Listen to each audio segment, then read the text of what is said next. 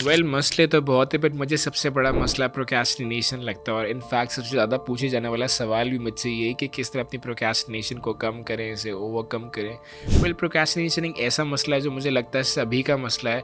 And according to lot of researchers, एक average employ work place में हफ्ते में एक बार जानबूझकर लेट हो रहा होता है। यूडीमी की सर्वे के मुताबिक 36% एम्प्लॉयज़ हमारे यहाँ ऐसे हैं जो दिन में 30 से 40 मिनट इररिलेवेंट एक्टिविटीज़ में अपना टाइम स्पेंड कर रहे होते हैं। सवाल ये कि सबको पता है कि प्रोक्रेस्टिनेशन की वजह से उनकी लाइफ में बहुत से नेगेटिव फैक्टर्स हैं, उनका प्रोडक्टिविटी स्लोअर डाउन हो गया, बट वो प्रोक्रेस्टिनेट करते क्यों हैं? तो here are some reasons. Reason number 1, lack of motivation. बहुत से लोगों की लाइफ में मोटिवेशन बहुत कम होती है। इनफैक्ट अगर मोटिवेशन को समझना भी है तो B J Fogg is one of the best authors I would recommend.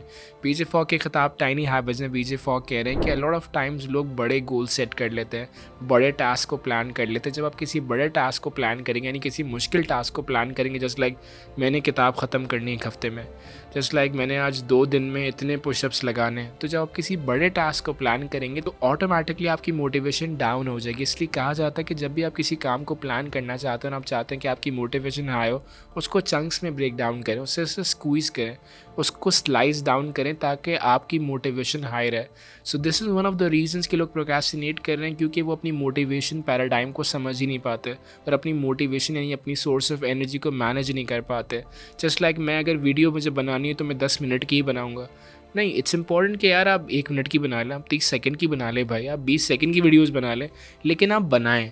Rather आप ये सोचते रहें कि मैं बनाऊंगा सो ऑटोमेटिकली नहीं, मैं बनाऊंगा तो बड़ा ही करूंगा, तो बड़े के चक्कर में क्या होता है, आपकी मोटिवेशन डाउन होती है और अल्टीमेटली आप प्रोक्रेस्टिनेट कर रहे होते हैं। Point number 2, lack of clarity in your vision. बहुत से लोगों के विजन में क्लैरिटी नहीं है। I love this line by Simon Sinek कि if your vision is not clear in your mind doesn't function in a proper manner. होता क्या है कि जब आपके हदफ में क्लैरिटी नहीं है, आपकी विज़न में क्लैरिटी नहीं है, तो आपका माइंड कभी भी प्रॉपर्ली फंक्शन कर ही नहीं पाता। आप कभी यहाँ जा रहे हैं, कभी वहाँ जा रहे हैं। जब आपकी ज़िंदगी में मकसद नहीं होगा तो आप ईज़िली डिस्ट्रैक्ट हो जाएंगे। ईज़िली आपको कोई ना कोई डिस्ट्रैक्ट करके ले ही जाएगा। जो आपके अंदर नेगेटिव थाट्स हैं वो ऑटोमेटिक हैं, वो तो आती रहती है। सो ये बहुत ज़रूरी है कि आप अपने पर्पस, अपने विज़न को क्लियर रखें कि आज मुझे क्या करना है, मुझे आने वाले हफ्ते में क्या रखना है। नहीं, अपने गोल्स को प्रॉपर्ली सेट डाउन करें। Reason number 3, perfectionism. कि यार मैं काम करूँगा तो परफेक्ट करूँगा, काम करेंगे तो ऐसा करूँगा, फाइल बनाऊँगा तो ऐसी बनाऊँगा, जिम जाऊँगा तो यार प्रॉपर 1 घंटे के लिए जाऊँगा। ये परफेक्शनिज्म एक माइंडसेट है जो कि आपको प्रोक्रेस्टिनेशन की तरफ ले जाता है कि यार प्रॉपर तैयारी करेगा भाई, प्रॉपर काम करेगा, प्रॉपरली मैनेज करेगा। भाई ये बात अंडरस्टैंड करनी पड़ेगी कि इंसान के कामों में परफेक्शनिज्म कभी कभार नहीं भी होती, और हम कोई परफेक्ट थोड़ी, गलतियाँ तो होंगी, लेकिन ये सोच रखना कि चीज़ें परफेक्ट ही होंगी और मैं तो बस एक्यूरेट करूँगा चीज़ें, ये सोच भी इंसान को प्रोक्रेस्टिनेशन की तरफ ले जाती है। वो कहता है अभी राइट टाइम नहीं है। जस्ट लाइक परफेक्शनिज्म, अभी तो इक्विपमेंट रेडी नहीं है, अभी तो यार बहुत सी चीज़ें रेडी नहीं है, तो बाद में ही कर लेंगे, और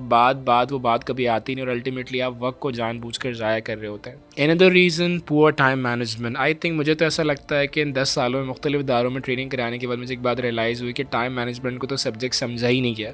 टाइम मैनेजमेंट तो ऐसा लगता है कि आप और अजदाद ने जो बता दिया बस टाइम मैनेजमेंट के बारे में, वही है जो दुनिया भर के बेस्ट ऑथर्स हैं, साइकोलॉजिस्ट हैं, ट्रेनर्स हैं, जिन्होंने टाइम मैनेजमेंट पर कॉन्टेंट लिखा है, वो तो मुझे लगता है कि बेकार लिखा है, क्योंकि it's really important. I love this line bye Clayton Harvard का प्रोफेसर कहता है कि जिस जगह पर इन्वेस्ट नहीं किया वहाँ से रिटर्न मत एक्सपेक्ट करना। जब आप टाइम मैनेजमेंट पर इन्वेस्ट नहीं करेंगे तो अल्टीमेटली आपके टाइम मैनेजमेंट स्किल्स काफ़ी पुअर होंगे, यानी आपकी चीज़ें कभी टफ पर हो ही नहीं पा रही।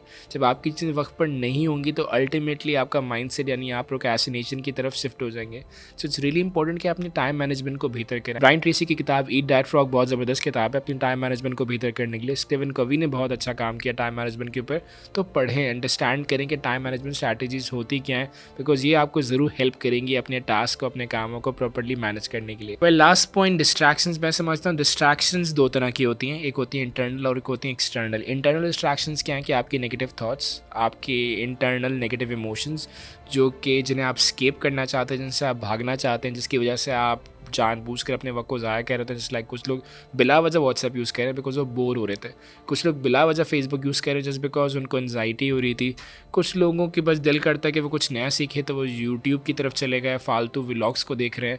सो बुनियादी वजह क्या होता है, इंटरनल ट्रिगर्स, जिसकी वजह से इंसान बार बार अपने आप को डिस्ट्रैक्शंस की तरफ लेके जा रहा होता है। दूसरे ट्रिगर्स कहलाते हैं एक्सटर्नल ट्रिगर्स, यानी बाहर से आवाज़ें आ रही हैं, कोई बेल बजा रहा है, कोई बहुत सारी डिस्ट्रैक्शंस हो रही होती हैं लाइफ में। जिस तरह सोशल मीडिया ग्रो कर रहा है, मैं समझता हूँ एक्सटर्नल ट्रिगर्स यानी एक्सटर्नल डिस्ट्रैक्शंस बढ़ती चली जा रही है, उन्हें मैनेज करना बहुत ज़रूरी ताकि अपनी प्रोक्रेस्टिनेशन को मैनेज करें।